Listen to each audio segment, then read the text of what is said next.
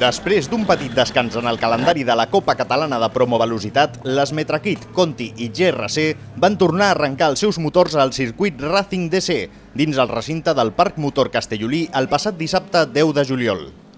La Promovelocitat és una categoria creada per cobrir la mancança d'un terme mig entre la Minimoto i la Challenge 80 i per d'aquesta manera afavorir la progressió d'un jove pilot fent-lo pujar a poc perquè es pugui adaptar bé a cilindrades més altes. La paraula promo no és gratuïta, ja que aquest campionat afavoreix i molt la progressió ascendent dels pilots cap a categories superiors. De fet, un bon exemple són Marc Márquez i Pol Espargaró, que després d'haver passat per aquest campionat, actualment estan lluitant pel títol del Campionat del Món de 125 centímetres cúbics. Aquest cop els pilots van haver de lluitar en primer lloc contra els seus rivals i en segon lloc contra els més de 32 graus centígrads que mesuraven els termòmetres a les 3 de la tarda. A la categoria Promo 50, Miguel Parra arribava a Castellolí amb el liderat de la categoria gràcies a les dues victòries a Móra d'Ebre. Per darrere seu, Iván Vázquez i Àlex Toledo no podien permetre que se'ls escapés el campionat. Però acabats els entrenaments cronometrats, Jeremy Alcoba, que no va participar a la cursa d'Alcarràs i només va puntuar la primera màniga de Móra d'Ebre, va fer-se amb la pole mostrant un fort ritme que de fet no va decaure després de l'apagada del semàfor.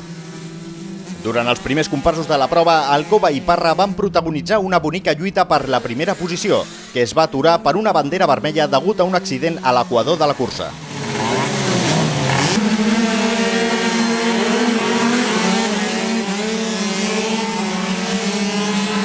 En la represa res no va canviar i Alcoba i Parra van continuar amb la seva particular lluita que finalment va guanyar Jeremy Alcoba.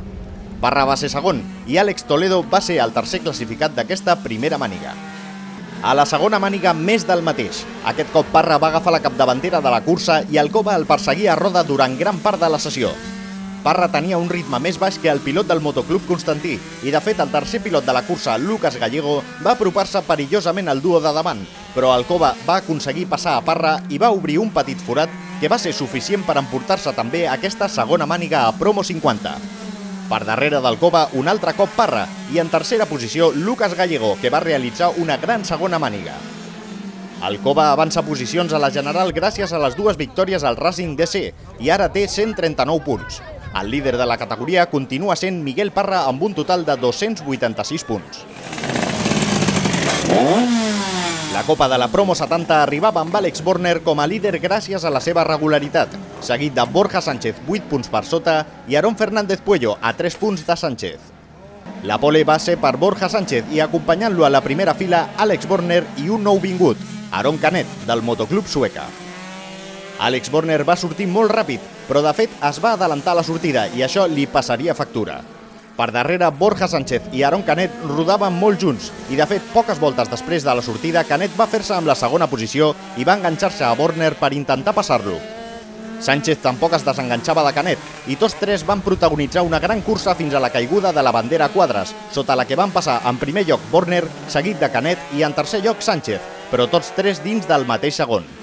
Aquesta classificació era fictícia, ja que l'avançament a la sortida de Borner li va passar factura en forma de 10 segons de penalització, que el van relegar a la tercera posició. Per tant, victòria de Canet a la seva primera màniga a Promo 70. Després de l'apagada del semàfor van poder veure el mateix trio encapçalant la cursa però amb una composició diferent, ja que Borja Sánchez liderava la cursa durant gran part de la màniga per davant de Borner i de Canet, amb l'afegit de portar Aarón Fernández Puello i Aarón Fernández Rodríguez enganxats. Sánchez va cometre un error que va ser aprofitat per Borner i per Canet, que a partir d'aquest avançament van imprimir un ritme fortíssim que els va distanciar del grup de darrere.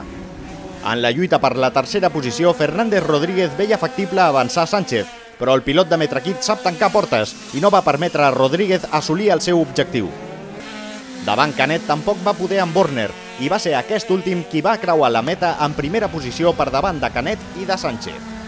Àlex Borner segueix liderant el campionat i augmenta en 3 punts la distància amb Borja Sánchez. Sánchez, per la seva part, pot respirar una mica més tranquil, ja que Fernández Puello augmenta de 3 a 15 punts la distància amb ell.